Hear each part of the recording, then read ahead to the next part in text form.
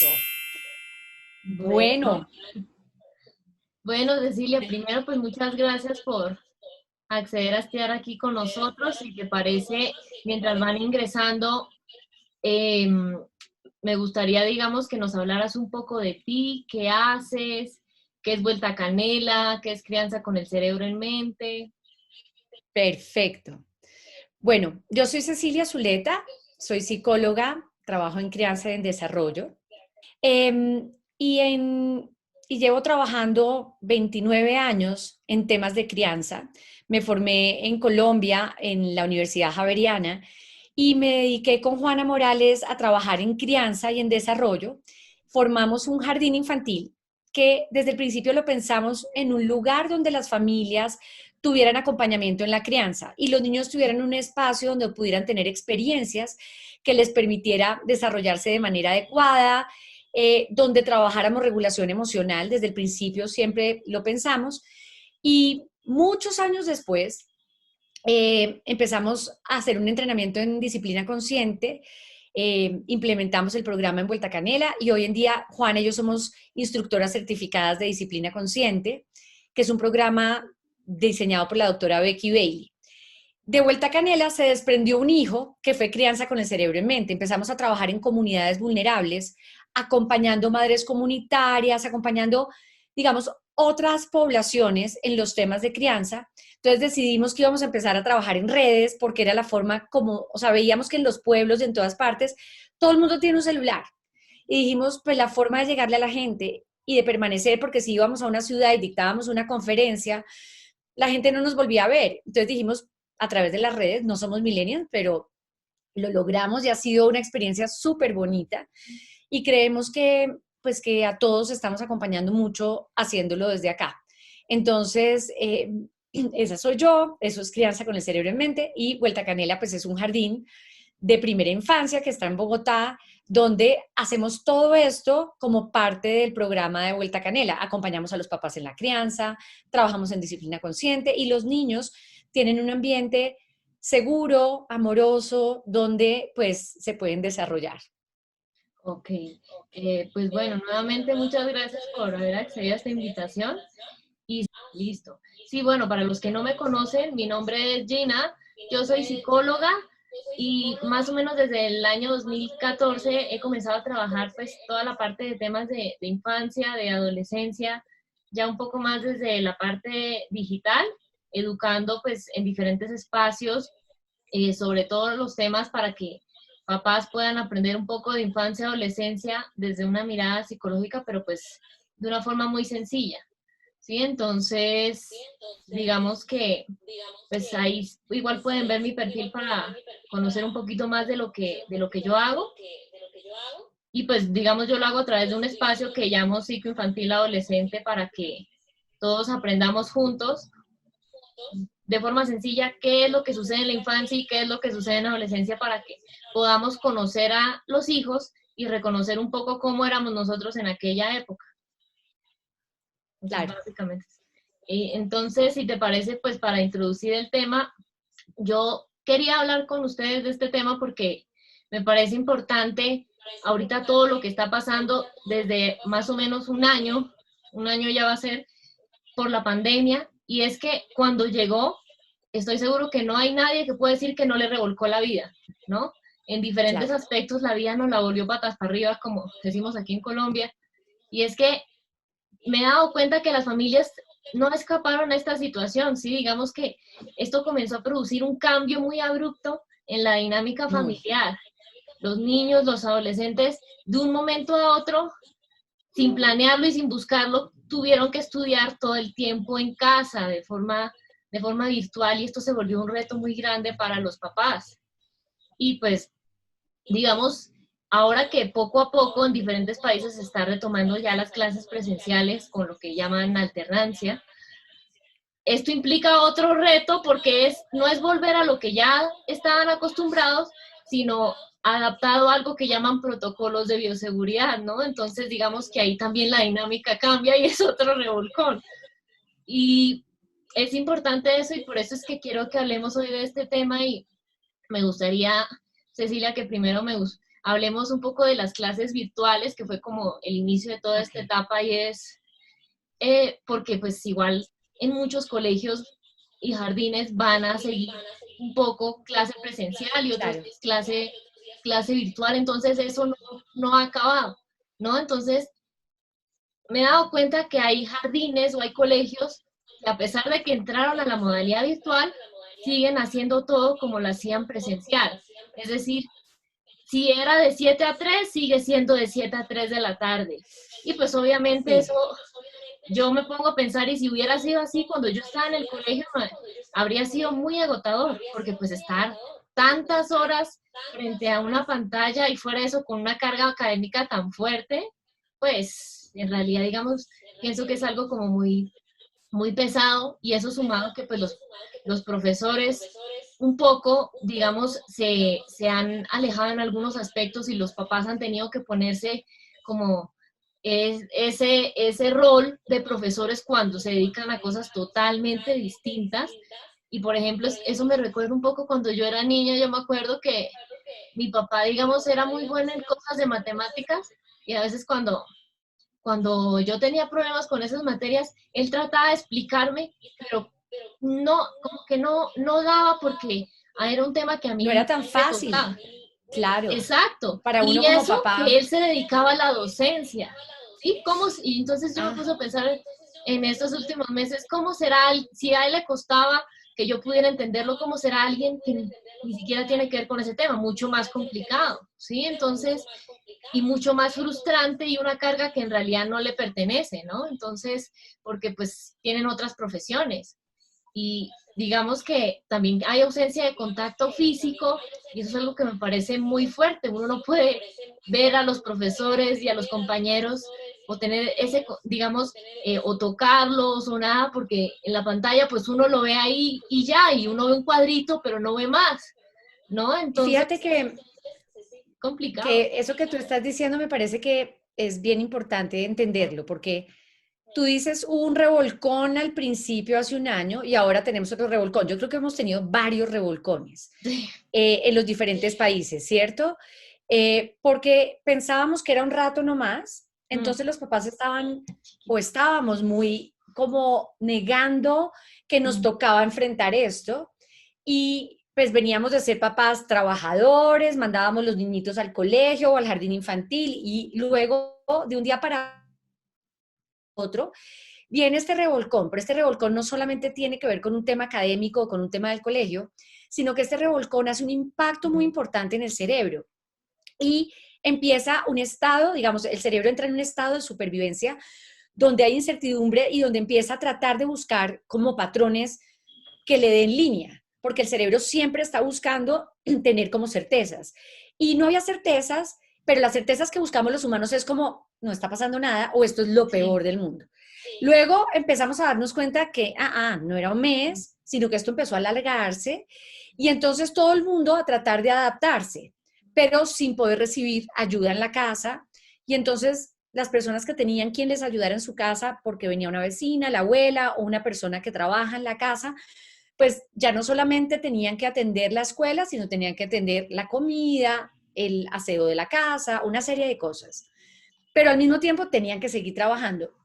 Y yo no sé si te pasó, pero uno trabajaba o estamos trabajando muchísimo más, porque como que la sensación está disponible en el Zoom, entonces estamos trabajando, por ejemplo, viernes 5 de la tarde, o trabajamos por la noche, o estamos trabajando, uno, digamos, se iba para una cita que tenía a las 7, y aquí hay que estar a las 7:00, no es que no, debería ser así, pero como que todo cambió mucho y el cerebro necesita tiempo para adaptarse.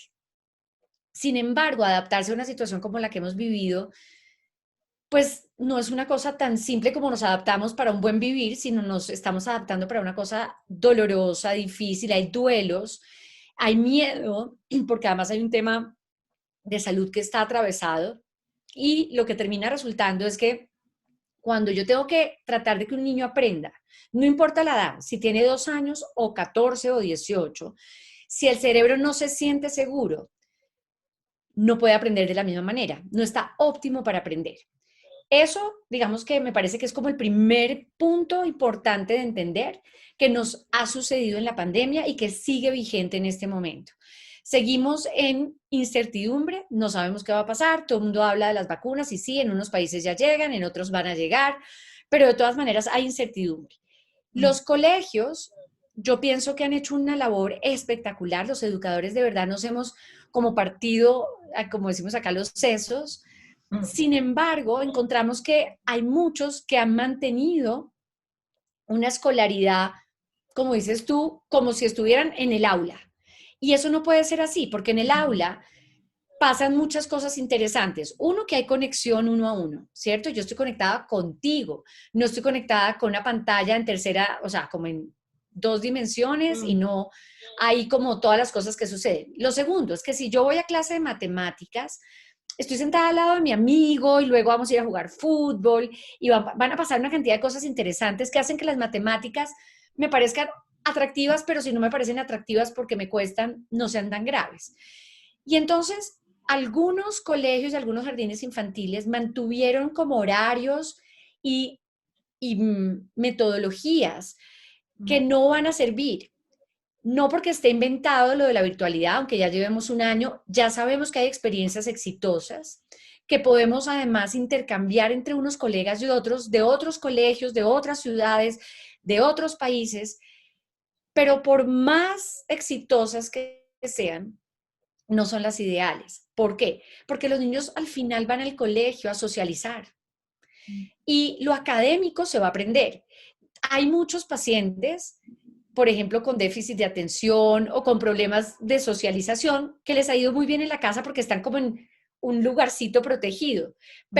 Pero ¿dónde están las experiencias que les permiten desarrollar las habilidades que les faltan para estar en grupo? Mm. Entonces, la gravedad del asunto es que si un niño está entre su casa y se está aprendiendo a leer y a escribir, está aprendiendo ciencias y es un genio en eso y los papás dicen, ah, ¿qué pasa con la socialización? Esa es, digamos, la gran pregunta. Mm. Y por eso ahora que nosotros en Colombia estamos teniendo reapertura a los colegios, pues invitamos mucho a los papás a que si es algo seguro y si la familia va a estar segura, obviamente si hay preexistencias en la familia, este tipo de cosas hay que reevaluarlo, hagamos todo lo posible para que los niños vuelvan a la escuela, porque es que hoy mismo que fueron unos chiquitos a visitar, los hemos invitado a visitar de a poquitos, ahora te cuento qué hemos hecho para esa adaptación, para que los que estén aquí educadores puedan usarlo. Eh, Tú los ves cómo corren, tú los ves, y hay la arquitectura del cerebro requiere muchas experiencias y durante este año no ha habido esas experiencias. Entonces esta chiquita corría de una manera que uno dice, wow, le está faltando, necesitamos que tenga experiencias. Algunas familias han tenido la suerte de poder estar a campo abierto, pero la mayoría no. Y cuando hablamos de gente privilegiada, pues digamos que aunque veamos todas las problemáticas que estamos viendo de regresiones en el sueño, en la alimentación, en el comportamiento, más irritabilidad, de todas maneras, imagínate los niños que tienen que estar en una casa y que probablemente hay aquí papás que estén en esa situación donde vivimos en un lugar muy pequeño y vivimos muchos en el mismo lugar. Y no, que, ni que hablar de los que no tienen conectividad, ningún aparato. En algunas zonas rurales mandan unas guías que su mamá campesina, que probablemente no fue a la escuela, tiene que desarrollar con su hijo. Entonces, pues yo creo que la escuela tiene muchas razones de ser, pero digamos que la que más nos interesa hoy es toda la socialización y lo que permite esa socialización en el cerebro para madurar todas las funciones ejecutivas que son las que nos permiten de verdad pues progresar y que la arquitectura del cerebro se dé de una manera diferente. Y ahora que dices eso, importante también, digamos, entonces revisar qué pasa en el cerebro cuando hay esa exposición excesiva a pantallas, ¿no? Porque igual, por Ok. ejemplo, la Academia Americana de Pediatría dice que hay ciertos rangos de edad en los que no es recomendable tampoco las pantallas porque puede afectar un poco el cerebro y me llama mucho la atención que precisamente la semana pasada escuché una entrevista que le hacían a una educadora chilena, educadora Carolina Stevens, que ella sabe mucho de todo este tema Sí. de pantallas y decía que en realidad ha afectado mucho la pandemia a diferentes sectores, pero uno de los pocos sectores que más ha lucrado son los sectores de los videojuegos, ¿no? Que incluso ofrecían pruebas gratis y todo ese tipo de cosas para digamos, como para enganchar a todos esos niños y esos jóvenes en todo ese tema virtual, pero en realidad no tiene, digamos, ninguna implicación favorable para el cerebro estar expuesto a edades tan tempranas a las pantallas, ¿no? ¿Sí? Pues mira, se supone que hasta los 2 años debería ser cero pantalla. Ok. Y eso hay gente que dice, ¿cómo? Sí, ojalá cero pantalla. Eh, a los 2 años, no más de 1 hora de pantalla al día. Sin embargo, claro que hay que hacer excepciones en esta situación y es entender que nos tuvimos que ajustar. Pero me parece importante que los que nos están oyendo entiendan por qué es que no es tan bueno. Las pantallas, el iPad, cualquier cosa de pantalla, pues es una maravilla. Imagínate donde no existiera la tecnología, lo que hubiera pasado, no estaríamos tú y yo sentadas acá, no tendríamos a los niños teniendo alguna posibilidad de educación, ¿cierto? Remota. Sin embargo, el punto es que los videojuegos tienen una cosa que genera neuroquímicos en el cerebro, como la dopamina, que es la encargada de que estés como excitado y emocionado, que si tú tienes todo el tiempo ese tipo de como entrada, haz de cuenta como si te inyectaras la dopamina, eh, el problema es que las otras actividades no te van a dar ese estímulo de la misma manera. Entonces, por eso se generan las adicciones a la pantalla. Y hay gente que dice, ¿de verdad? Sí, se genera adicción. Y lo otro es que los niños, yo digo, hasta los 24 años, que ya no son niños, donde se desarrolla esto, que son las funciones ejecutivas que están en el lóbulo prefrontal, que se demoran 24 años, este lugar necesita mucho, mucho movimiento, hacer con las manos, correr, crear. ¿Por qué? Porque cuando yo hago todo esto con mis manos, con mi cuerpo, tengo que solucionar problemas, uso todas las funciones ejecutivas que son priorizar, manejar el tiempo, focalizarme, solucionar problemas, inhibir. Todas esas habilidades se van a desarrollar en experiencias. Si yo estoy mucho tiempo en la pantalla, no tengo tantas posibilidades de vivir esas experiencias. Entonces, por eso, una de las cosas que, por ejemplo, nosotros desarrollamos en Vuelta Canela para los chiquitines, pues no era que se encontraran en el Zoom con la profesora a hacer una clase donde ella les enseñaba a pintar, sino hicimos unos proyectos que se daban en la casa, pensando qué tiene ese niño en la casa. Tienen unos papás cocinando, tienen la lavadora y los papás tienen que lavar la ropa, tienen una cantidad de cosas. Entonces, todos los proyectos estaban alrededor de cosas que sucedían en la vida cotidiana de la casa, para que cuando nos encontrábamos por Zoom, lo que hiciéramos en Zoom, que era como una vez al día con diferentes cosas, nos encontrábamos para compartir o hacer una actividad que tuviera que ver con eso que habíamos hecho en la tarde, con eso que habíamos hecho durante la mañana con papá y mamá, y mucha, mucha actividad motora, mucho movimiento. Entonces, al principio, como no podíamos salir a la calle con los niños, nos inventamos como unos gimnasios en casa. Pero ahora que pueden salir a la calle, mandamos muchas actividades en la calle, en el parque, porque el cerebro, cuando está en supervivencia, va como a toda la parte sensorial, los sentidos se alteran muchísimo y por eso los vemos tan necios y todo ese movimiento ayuda a regular un poco esa parte emocional. Entonces, si en algo tenemos que priorizar es en entender que si yo estoy enseñando matemáticas, ojalá yo utilice cosas de la casa que van a pasar como poner la mesa, parear las medias de la lavadora, ese tipo de cosas para que los niños aprendan, pero que además el contexto de la casa y papá y mamá al lado, pues apoyen todo esto. Y no es como el papá solamente enseñando las tablas de multiplicar de la nada. Okay. O sea que, pues de acuerdo a lo que tú nos dices, para poder un poco integrar todos esos aprendizajes que tienen en el colegio, en el jardín, la idea sería buscar como actividades prácticas, así con las cosas que tienen en casa, como para ir, digamos, haciendo todo lo que van aprendiendo, ¿sí? Claro, y si tenemos un muchacho en bachillerato y vamos a leer un libro, de golpe contextualizarlo con una película, con un Ok. documental, con una conversación que pueda invitar a la familia a tener esa conversación. Pero tenemos que entender que el aula se trasladó a la casa y que en la casa pasan cosas muy interesantes que podemos aprovechar.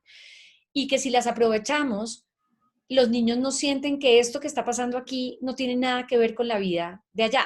O sea, como que no Como que hay, no pertenece. ya estamos suficientemente divorciados del mundo real, de los amigos, Sí. de la calle, de lo que pasa afuera, como para que el contexto escolar académico se vuelva una cosa que no tiene nada que ver con lo que pasa dentro de mi casa.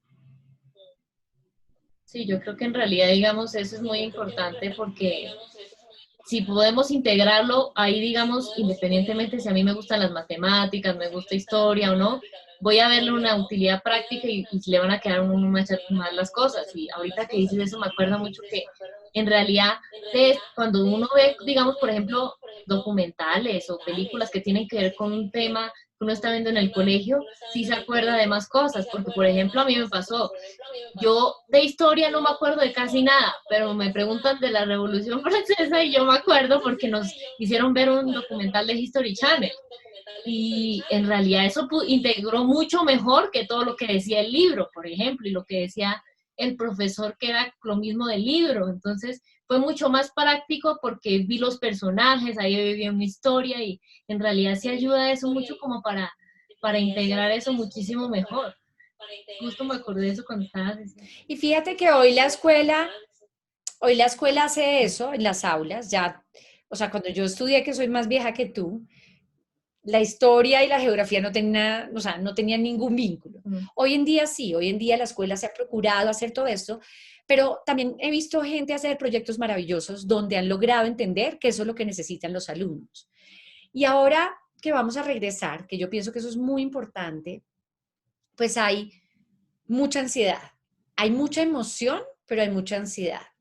Y una de las cosas que yo le dije a mi equipo de trabajo esta semana es, tiene sentido que estemos ansiosos, tiene sentido que tengamos un poco de susto. O sea, no pensemos como que vamos a entrar y no nos importa, como si hubiéramos, no, porque tú hablabas de esos protocolos de bioseguridad, ya no va a ser igual, porque los niños tienen que estar en una célula, no pueden estar con los del otro grupo, vamos a tomar onces en un lugar determinado, ya no en el comedor, tenemos que lavarnos las manos, o sea, hay muchas cosas que vamos a tener que hacer, pero lo mágico de octubre a diciembre que tuvimos un grupo ya presencial y recogimos mucha información de mucha gente, los niños son espectaculares. Los niños usan su tapabocas, los niños guardan distancia, los niños van por el camino que les pinta uno que hay que caminar, van al baño que les toca ir. Entonces, hay que confiar en los niños. Y nosotros, pues obviamente hacerlo de manera muy juiciosa. Pero también hemos hablado de cómo ayudarlos a que se vayan más tranquilos y cómo ayudar a sus papás a que estén más tranquilos. Una cosa que hicimos para que los papás estuvieran más tranquilos fue que los invitamos. Cuando los niños estén presenciales, que es la próxima semana, los papás no pueden entrar. Entonces los invitamos con unas citas individuales para que ellos vieran los protocolos de bioseguridad y los vivieran con sus hijos. Casi como te invito a que tú aprendas cómo es el protocolo de bioseguridad con tu Genial. hijo. Y eso hace que un papá diga como, ok, ya sé cómo se va a ver allá adentro, ¿cierto? Eso fue lo primero. Lo segundo, una cosa que aprendimos que es de disciplina consciente y es hacer libros de transición. Los libros de transición es, piensa que yo te cuento a ti que nos vamos a ir de viaje y que nos vamos a ir a una finca en Girardot, que es un lugar aquí en Colombia. Y yo te digo que hay piscina y que qué delicia. Tú y yo nos podemos imaginar más o menos con mi relato cómo es ese lugar. Cuando yo soy niño, incluso si estoy ansioso y soy preadolescente o adolescente, como que no logro imaginarme cómo se va a ver. Los libros de transición es un cuento que le cuenta a los niños con fotos cómo se ve ese lugar al que voy a ir y qué va a pasar cuando yo vaya a ese lugar y qué cosas me van a dar en ese lugar. ¿Por qué? Porque eso me permite como anticipar cómo se va a ver y qué va a pasar conmigo cuando yo esté allá. Con los adolescentes ya podemos hablarlo.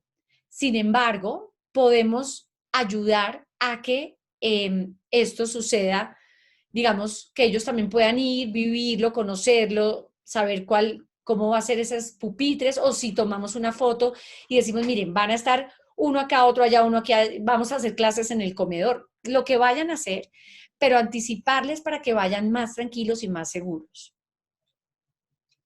Ok, y me parece muy lindo lo que tú dices, Cecilia, porque es que tristemente yo me he enterado que hay jardines y colegios que sí están aplicando o están comenzando a aplicar los protocolos de bioseguridad, pero literal, digamos, se olvidan por completo de esas necesidades físicas y emocionales que tú misma nos has dicho ahorita de sus estudiantes y pues sí son importantes, digamos, por ejemplo, no sé, la parte del juego para los niños, el contacto físico, los adolescentes, digamos que pues también que estén en un espacio, obviamente que consideren más suyo, porque pues ahí no están los papás, digamos, a diferencia de la casa, y que puedan sentir que pertenecen como a algo con digamos, con esos amigos, pero a veces hay como instituciones que justamente hace unos días me enteré que hay lugares que incluso están poniendo esa cinta amarillo con negro que dice peligro biológico, que no pase por aquí, una cosa así, digamos, sí respetan los protocolos,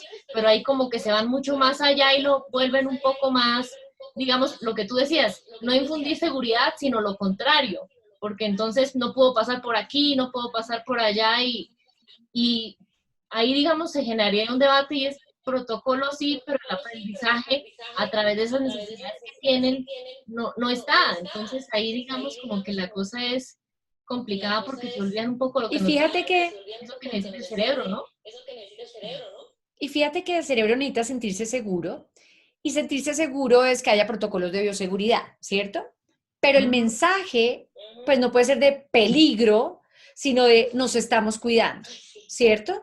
Entonces con los muchachos yo diría que ellos pueden incluso participar y ayudar a diseñar cosas como qué tipo de saludo podemos hacer que sea seguro, y que ellos sean los que diseñen. O sea, yo pienso que las primeras semanas vamos a tener que dedicarnos a que ellos se adapten a la nueva situación.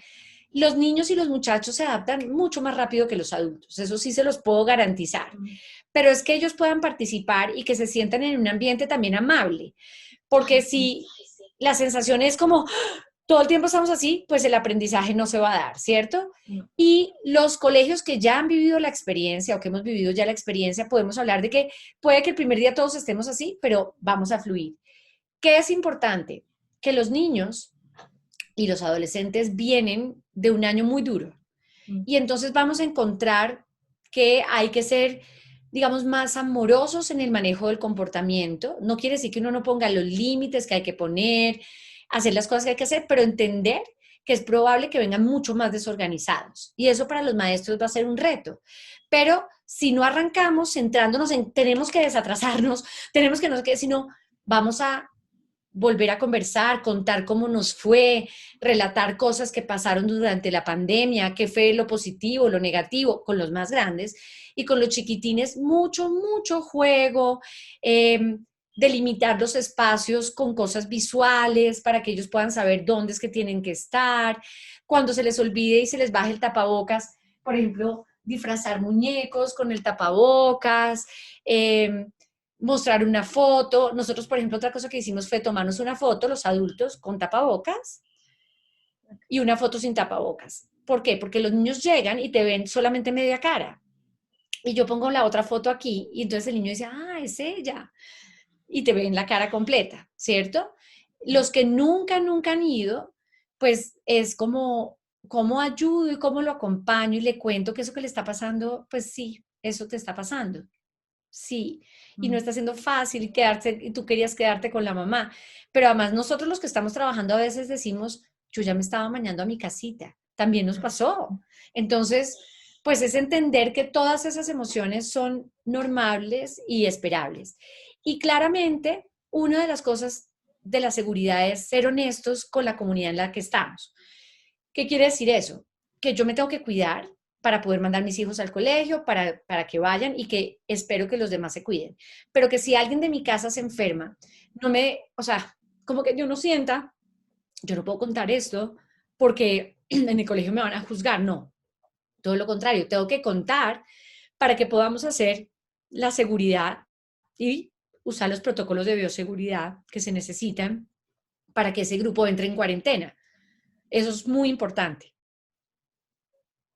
Sí, en realidad digamos que eh, pienso que si digamos lo pintaran de una forma mucho más, sí segura, pero no así como que, ay, todo es un desastre, todo es un caos, pues eso es como si, digamos, uno sale y en cualquier esquina dice, no, peligro, por aquí no camine, por aquí sí, ay, no sé, eso sería como muy desesperante para uno porque uno no sabe qué hacer y como que queda ahí congelado y no hace nada y ahí, digamos, cambia mucho como la forma, porque sí, yo he visto un poco ustedes en Vuelta Canela cómo lo han implementado, por ejemplo, esos protocolos, y es muy chévere. O sea, uno dice, yo quisiera ser niño, volver a estar ahí porque se ve como un juego y se ve divertido, ¿sí? Y digamos, hay protocolos, sí, pero digamos, le meten el juego para que, digamos, para ellos quieran no digamos toque que ellos cumplan, sino que ellos quieran hacerlo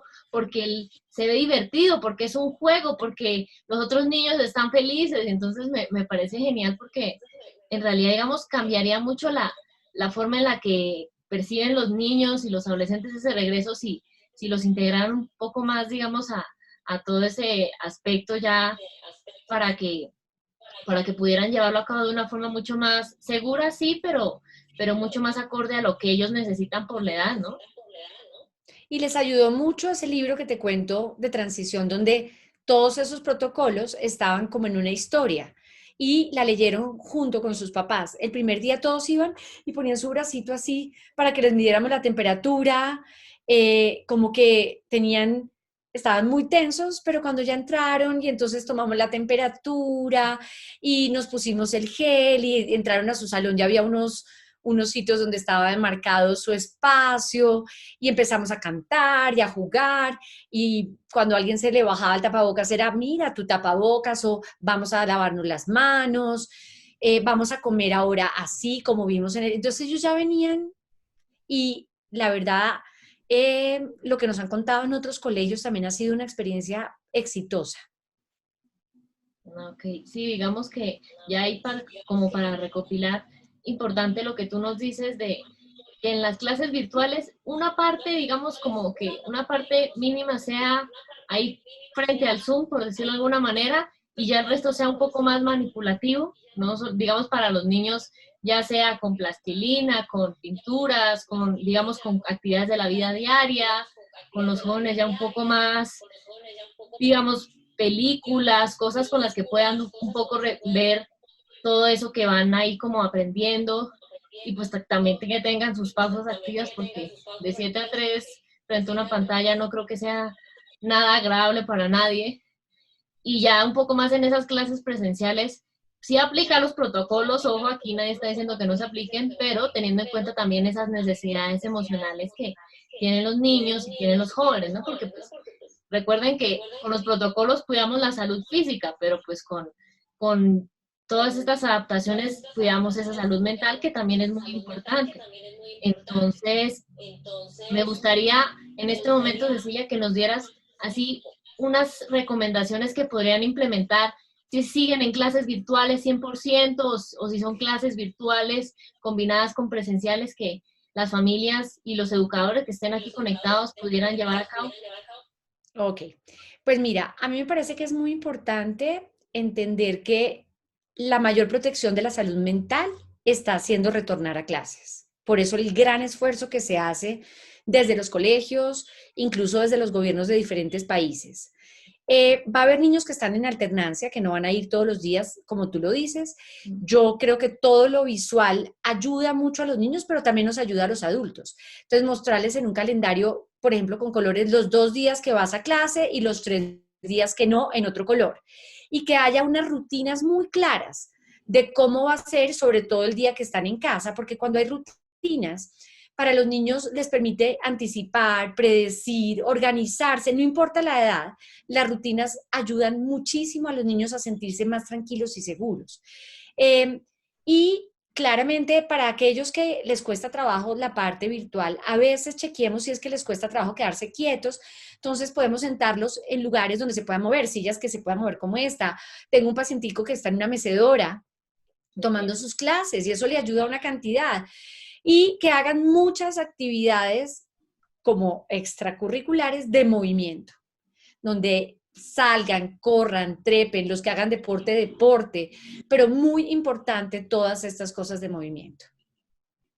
Aquí nos preguntan que hay un hijo de 7 años que no quiere estudiar y es muy voluntarioso y solo quiere videojuegos. Ok, yo pienso que a los 7 años, claro que uno es voluntarioso porque todavía es muy maduro y papá y mamá necesitan ayudarme, no corregirme, sino ayudarme a lograr organizar. Entonces a él hay que decirle cómo va a ser su día y contarle que tiene 2 horas de pantalla, 1 hora de pantalla, ojalá una de videojuegos y las otras pues sean del trabajo de la escuela. Pero como poner el límite, porque uno casi que dice, si ese niño tuviera un cuchillo en la mano y corriera el peligro de cortarse, nosotros no dudaríamos en decir no, y además en poner el cuchillo en un lugar donde no corra peligro. Si sabemos que la pantalla no es buena, que los videojuegos no son buenos tanto tiempo, pues tenemos que ayudarlo a que tenga otras cosas. ¿Y qué va a hacer él? Va a protestar, se va a poner furioso y nosotros le vamos a decir, tú querías más videojuego y mamá dijo que no, por eso estás tan bravo. Puedes leer un libro, puedes jugar, no quiero nada. Y tú le dices, yo sé, está siendo difícil. Lo acompañas en el malestar que le produce tu límite, pero no negocias ese límite. Y obviamente cuando dejan de jugar tantos videojuegos se entusiasman por más cosas. Entonces a los 7 años es normal que un niño están en la edad de la justicia y la injusticia, de lo bueno y lo malo, de eres el peor y la mejor, y te va a decir cosas, pero él necesita que tú seas el que le ayudes a poner esos límites. Él no los va a poner. Ok. Y aquí también nos preguntan que pues hay muchos cambios, digamos, constantemente en esta situación. Las familias, ¿cómo pueden manejar esos cambios en esta situación para apoyar a sus hijos?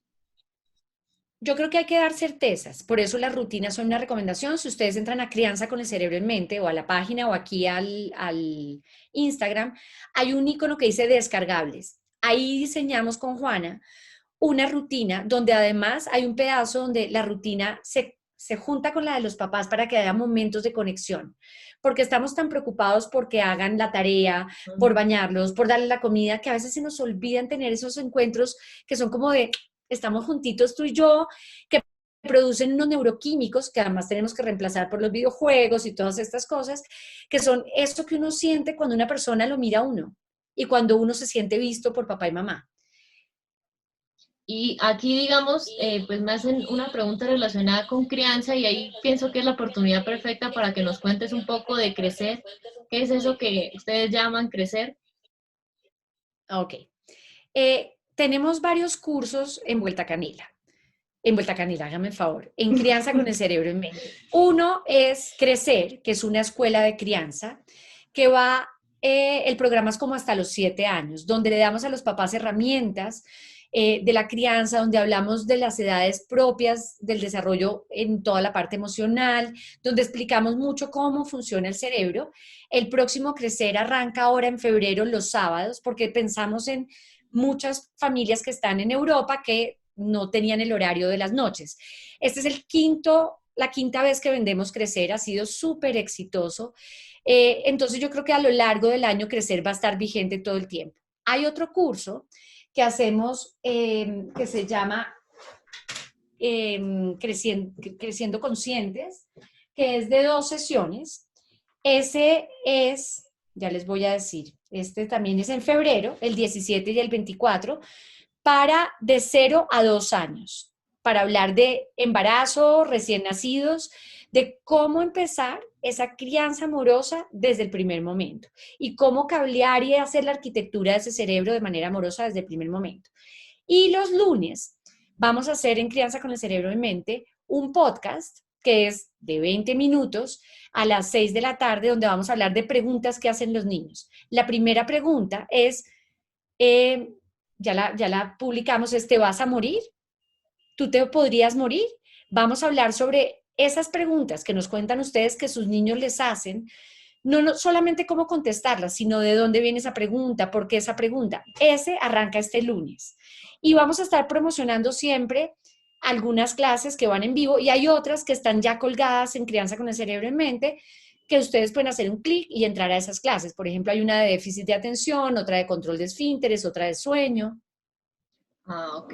Sí, digamos, yo justo estuve revisando y en realidad hay diferentes temas para que se metan a la página de Crianza con el Cerebro en Mente y digamos, algo que me parece muy chévere de ustedes es que explican las cosas así de una forma muy sencilla, muy digerible para las familias. Entonces, para todos los que están viendo, les recomiendo que vayan al perfil y revisen ahí todos los recursos y también los descargables que justamente para esta situación puede ser muy útil y para otras donde haya cambios muy abruptos también les puede servir. A propósito que aquí nos preguntaban de cómo apoyar desde la virtualidad a los hijos, Ok. también les puede servir esos recursos. Cecilia, quiero Y alguien aprovechar. pregunta que cuál es el taller ideal para los de 5, Ah, crecer, y ahí Alma, hola Alma, me encanta verte, dice que lo hizo y le gustó mucho. Hay alguien que hizo una pregunta que me parece muy pertinente. ¿Qué hacemos si los niños entran y lloran si no los podemos abrazar? Piensen que el grupo de los niños y su profesora son una célula, como la familia. Y entonces, claro que los vamos a abrazar, porque ese niño, sobre todo si tiene 2 años o 3 años, necesita que lo acompañemos. Entonces, como esa profesora va a compartir con ellos, pero no va a rotar con otros niños, no va a estar con otros niños, es como en la casa. Funcionamos exactamente como en la casa. Es una célula que no cambia. Pero cuando un niño tiene una necesidad emocional, claro que hay que hacer una serie de cosas, obviamente con el tapabocas, con todo la vestimenta, todo lo que se requiere, pero acompañar a los niños es muy importante.